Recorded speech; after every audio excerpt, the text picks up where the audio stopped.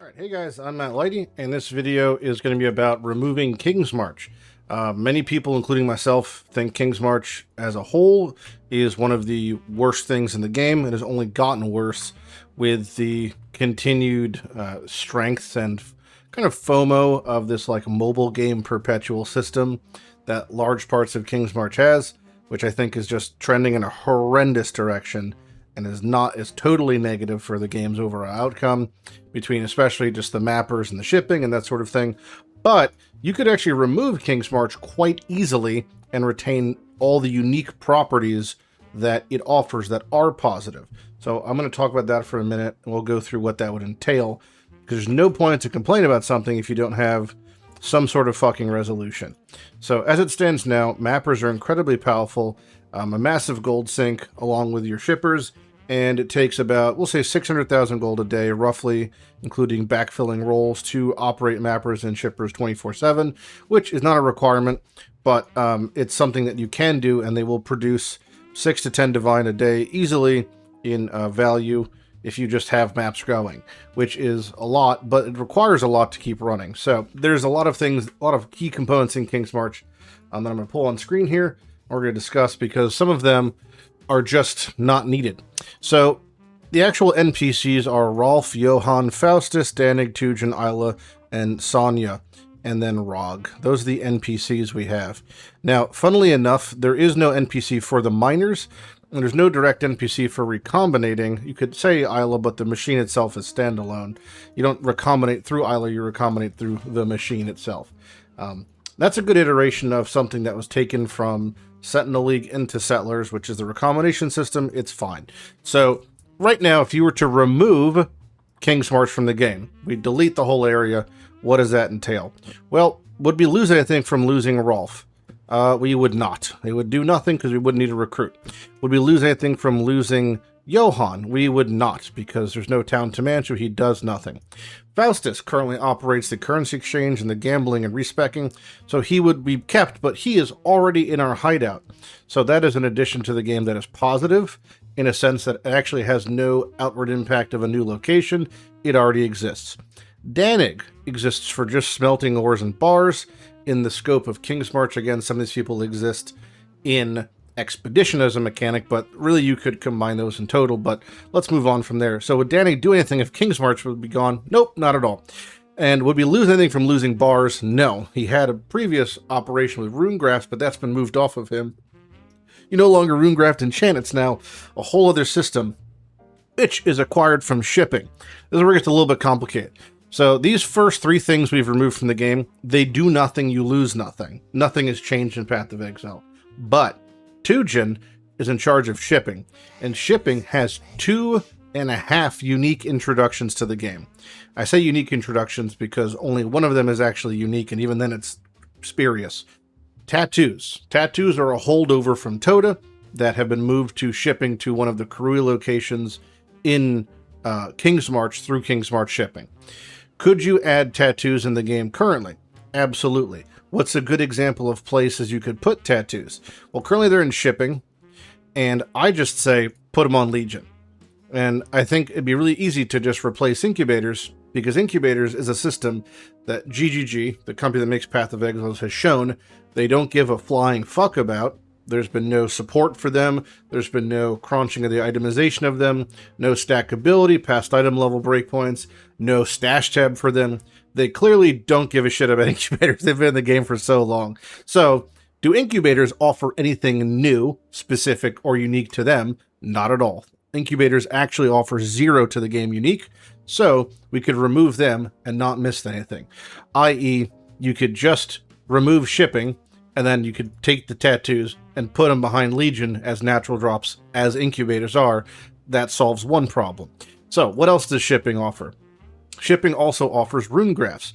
Rune grafts was the holdover mechanic that came from what was Danig, but they've removed that whole system, and now rune grafts are just like mastery overrides that you get from shipping.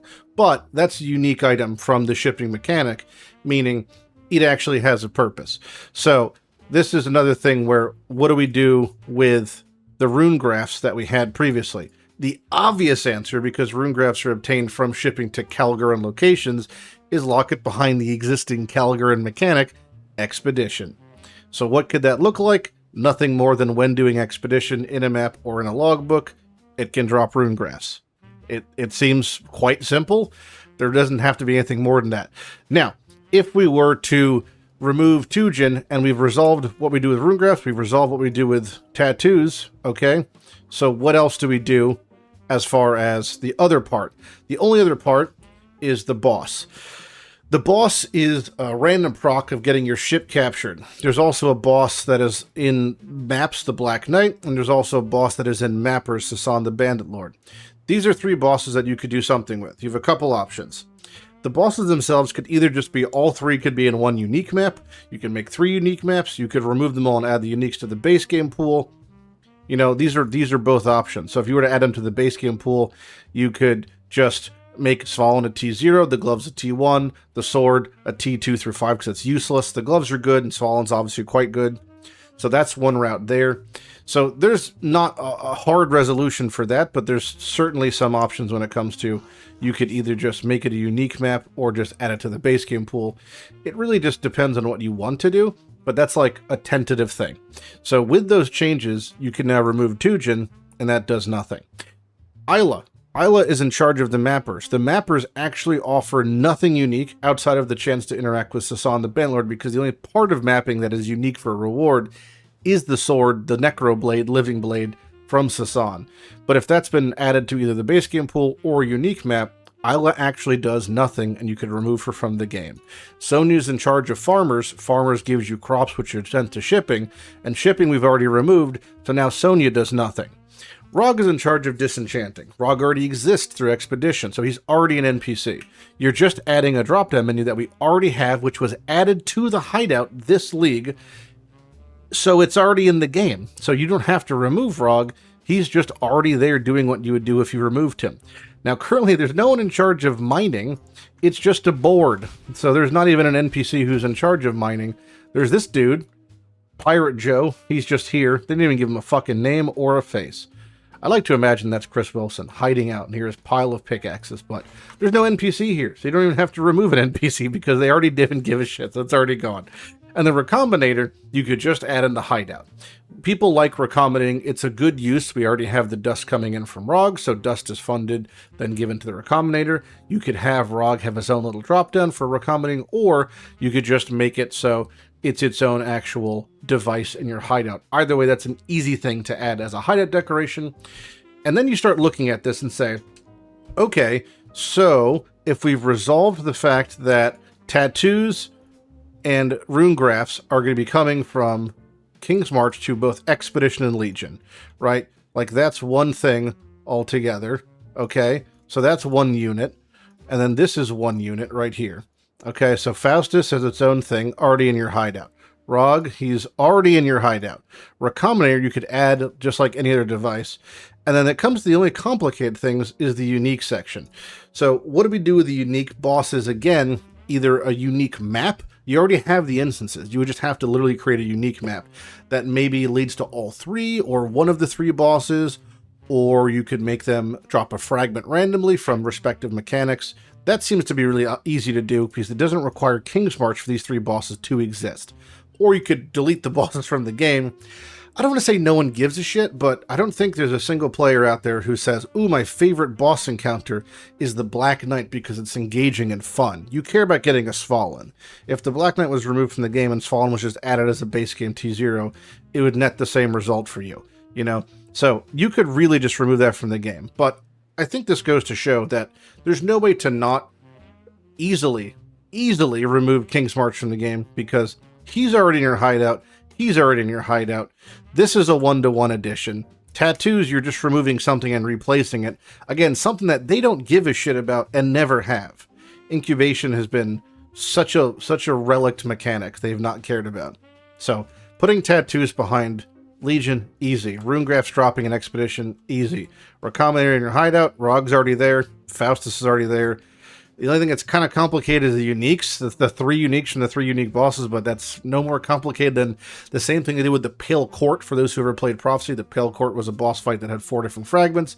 It drops uniques that are now just in the base game pool. They can do the exact same thing. I feel like the Pale Court fight is about as important and relevant as Sasan the Bandit Lord.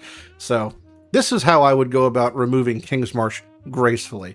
Because again, it doesn't need to exist. There's no part of this that is really unique or positive outside of the parts that already were in the game that have just been ported like tattoos or recombinators from Sentinel, because really this is just an amalgamation of old mechanics that they kind of band-aided into a location.